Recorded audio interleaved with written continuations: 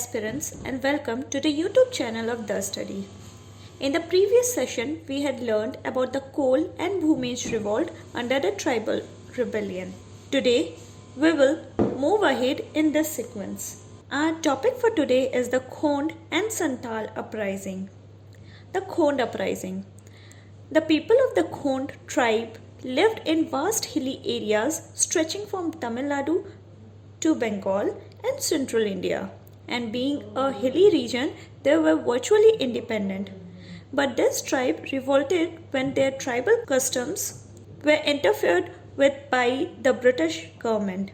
In fact, there were two major reasons for this rebellion. One was the British government's attempt to prohibit human sacrifice, and the other was the imposition of new taxes by the government and the entry of landlords and moneylenders into their territories. For all these reasons, the Khond tribe revolted in 1837. The revolt was led by Chakra Bisoi on the name of Yuva Raja. It also included Ghumsar, Mendi of China, Kalahandi and other tribes. Later, other tribes also joined under the leadership of Radhakrishna Dandasen. This revolt lasted until 1856 and restarted in 1914. The Khond rebellion in the Orissa region started rebel again in the hope that the foreign rule would end and they would be able to get an autonomous government, but by this time they again became disappointed. Now let us have a look on the Santhal uprising. The Santhal uprising. The most important rebellion of the 19th century tribal revolt was the Santhal rebellion, which began in 1855. The Santhal tribe lived between Bhagalpur and Rajmahal. Their satisfaction was increasing due to injustice and oppressive behavior of outsiders. The Santhals had themselves cleaned the forest of the Rajmahal hills in the early 18th and 19th century. But now the zamindars and the moneylenders were grabbing their land with deceit. Apart from this, they had to pay the revenue of their own land, who were being punished, harassed for non-payment.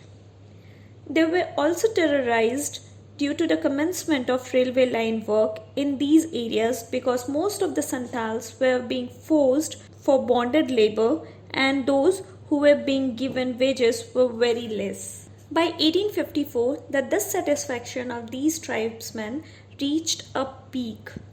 Taking inspiration from the Kol rebellion, the head of the tribals planned the revolt through meetings. In the same sequence, by June 30, 1855, about 6,000 representatives of 400 tribal villages gathered in Bhagandihi and decided to initiate a revolt to drive out outsiders, overthrow foreign power, and establish their rule over justice and religion. Sidhu and Kanu, the two prominent leaders of the rebel tribes, announced that Thakurji had instructed them that this country no longer belonged to the British. So they took up arms for freedom.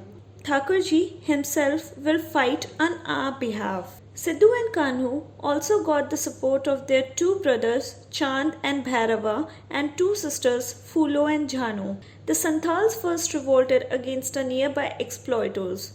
As a result, even remote exploiters fell prey to them. The Santhals attacked from British offices and institutions which were the means of exploitation of Diku and colonial powers. But the British government took extensive military action to suppress the revolt. Martial law was implemented in these areas and prizes were kept to capture their leaders. Sidhu was hanged in August 1855 and Kanu in February 1856. But the struggle of Santhals did not go completely in vain as the government finally declared the Santhal area as a separate non-regulation district and named it as Santhal Pargana. And Manchi practice was also recognized for administration. Hence, that's all for today's session. See you in the next lecture with some new topics. Thank you. Please like, share and subscribe the channel.